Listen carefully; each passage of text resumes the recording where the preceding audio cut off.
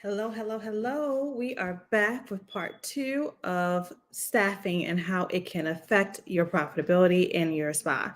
So, a couple weeks ago, we talked about different ways in which your staff can help or hurt your spa. We talked about lead generation, we talked about inventory management.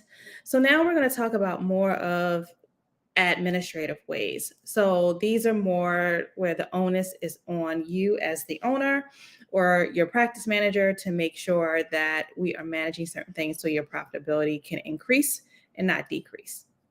So the first thing we're going to talk about is improper compensation structure.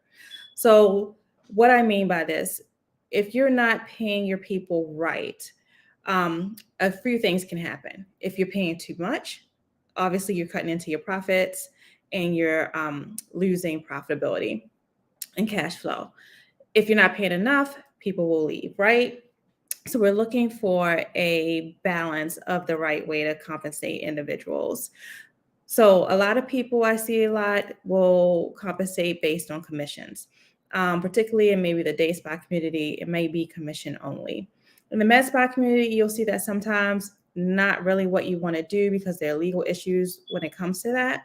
But if you're doing commission based only, there's some benefits to it, and then there's some cons to that. So some benefits are your cost is only limited to what your staff will sell, correct? Right? So you're not paying them if nothing is happening. But there are cons to that. Cons like if you have multiple team members, they may be competitive against each other or may create some sort of animosity. If you have a flat rate commission based structure, if I am producing a whole bunch and my coworkers producing little and I'm getting compensated the same way, it's not fair to me. So am I going to put that effort in? Maybe, maybe not. Maybe it's time to increase prices or you're looking for ways to bring about more cash flow. Well, if I take a maybe $60 massage and make it $75, am I making any more money? Probably not, because if I'm paying someone 30% or 40% commission, they're gonna get 40% off 75, just like they got 40% off of 60. So I'm not really bringing any more money in if I'm using a commission based only compensation structure. So you might want to consider those things when you're looking at how to compensate your staff. Another way to compensate staff is with base pay. So with base pay, there are definitely cons and pros to that as well. So some of the pros are for you and your staff, there's a clear understanding of earnings. So I know working for you, I'm going to make 20 an hour or 40K a year. You know, so you can budget appropriately. You know exactly what's coming out every week, every month, biweekly, however you do it. So it's predictable for you, it's predictable for the employee. Whenever you do base salary, you want to make sure you do outline raise expectations. You want to make sure that everyone knows what does it take for me to make more money in this business. You also want to make sure the salary is reflective of the market as well as how much you can pay. So MedSpa A may only be bringing in 100K a year, so they may not be able to afford someone, an injector, making 75K a year. You don't have enough money to pay them. However, MedSpa B, who's bringing in 500K a year, may be able to hire someone at 75, 100K. So you want to make sure that you're not overextending yourself. You have the capacity to pay these people the way they deserve to be paid, and that you actually have the ability to bring someone on. Another thing I see, bonuses. And this goes back to commissions as well. Difference between bonuses may not be a percentage of an item or percentage of a service. Bonuses are usually based on measurable KPIs. So whether it's an individual bonus or a team-based bonus. So for example, if you hire me to work in the spa and you say, hey, I want your utilization rate to stay at 50%. And maybe this quarter I was at 50%. The next quarter, my utilization went up to 60%. So you would give me a bonus based off of me exceeding whatever standards you set for me. It may be a team-based approach. If this quarter you want to earn 250K and you come back with the numbers and you earn the 250K, or maybe you earn 300K this quarter, you may have a certain percentage of that revenue divided up amongst all of your staff from the front desk on to give them compensation for helping you, almost like profit sharing, right? With bonuses, you want to make sure that they're measurable, they're easy to understand. They don't have to be like 17 different type of tiers. You want to make sure everyone understands what it takes to get this bonus. Is it my retention rate? Is it my revenue per hour? What is it that will help me earn a bonus? It also reduces competition, right? So we all have pretty much the same KPIs. I need to maintain this capacity. So does my neighbor next to me. So we're not fighting over, who sold the most, moisturizer or something like that. We're making sure that we're all working as a team so that we can all make this money.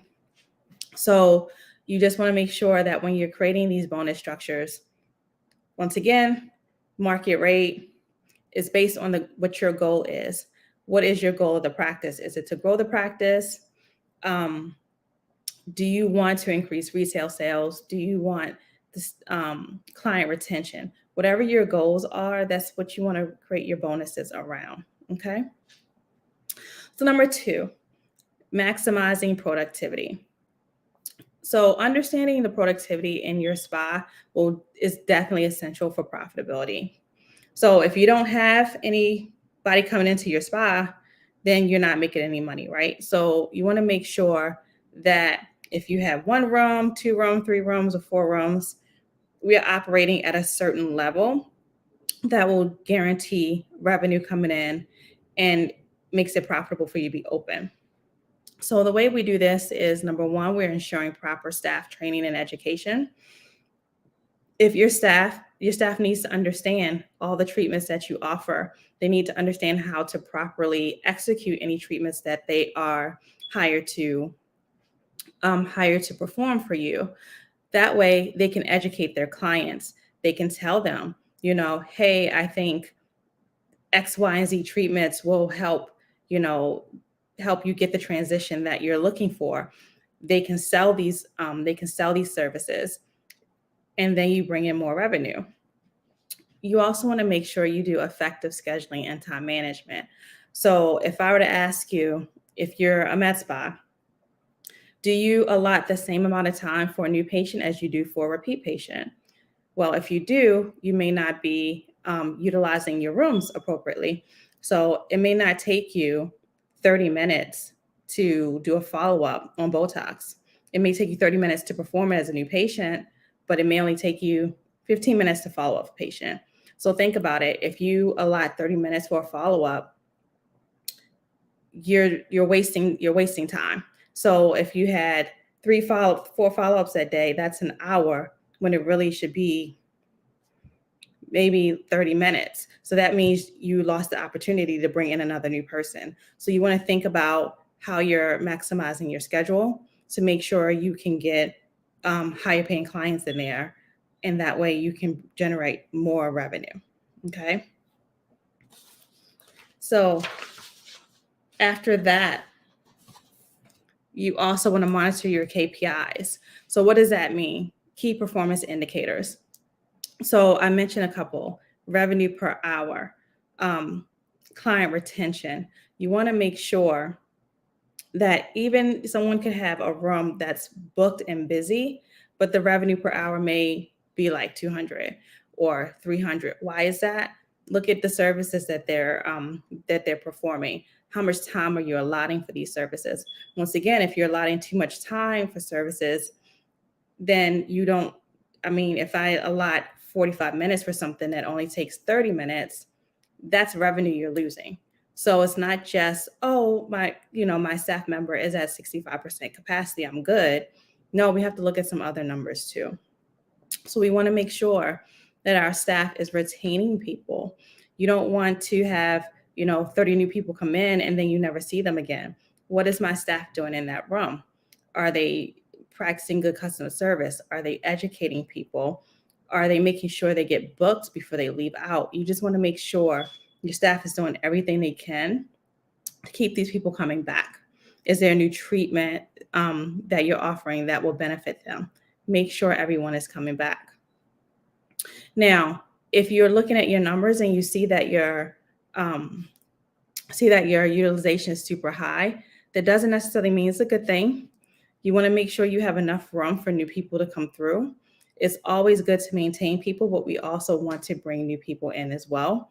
So too high of a capacity rate could mean that you don't have enough room for new people. So do we need to hire? Do we need to readjust how we schedule to make sure that new people can get in? So those are things you want to think about. And the third one, misclassifying staff. So this is something I see a lot amongst any industry. A lot of times you may be in a group or you'll talk to other spa owners and they'll say, oh, I have 1099 employees. I don't want to do W-2. I want them to pay their own taxes, or I don't want to pay taxes. Well, 1099, making someone a 1099 employee is not a thing. So 1099 and employee don't belong in the same sentence. 1099s are independent contractors, meaning they work for themselves. They're independent. They make their own schedule. They typically have their own equipment. They might be renting a room from you. They're not, you're not controlling their hours, what they're earning, what they're bringing in. They're, what that means, independent. A W-2 is a person that works under you. So you have a little bit more control over them. You know, uniform, you come in 9 to 5, you're in this room, you see you see these people, you're selling my products, things of that nature. Failure to properly categorize people can put you in a lot of trouble. So I'll give you some examples. Let's say you have someone, they're working as a 1099, and maybe neither one of you really understand what's happening. So maybe you have to let them go, or they leave, or something like that. And this has happened before. They go to unemployment. I don't have a job anymore. So they go to unemployment, and unemployment says, you're not an employee. You can't get this benefit. Now, it may trigger something and someone's looking at you, or maybe that employee or the individual who thought they were employee, they may go report it because I've been working for you for 5 years. Why can't I get this unemployment? And then if the Department of Labor gets involved and like, oh yes, this person should be a W-2, that's a lot of back taxes and penalties that you have to pay. I've seen people go bankrupt over misclassifying employees. Sometimes someone may leave you and out of spite will report you. You definitely want to make sure that whoever you're bringing on are classified correctly. And that will save you and them a lot of time and money in the long run. So those are 3 additional ways in which staffing can affect your profitability. Any questions about that? Any comments, concerns, examples that you want to go over?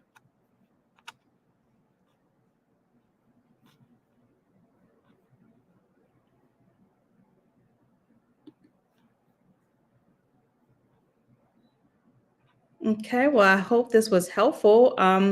Please let me know in the comments, do a hashtag replay if you're catching this on the replay. I definitely want to hear your thoughts, any scenarios that you have that you want to discuss. I look forward to seeing you soon. If you're around on Sunday, I am going to have a training at 6:30 p.m. going over Black Friday specials. We'll talk about the importance of Black Friday specials, how to actually generate one, and we'll go over a few examples. So feel free to go to the events and register for that. And unless there are any more questions, I will see you on Sunday.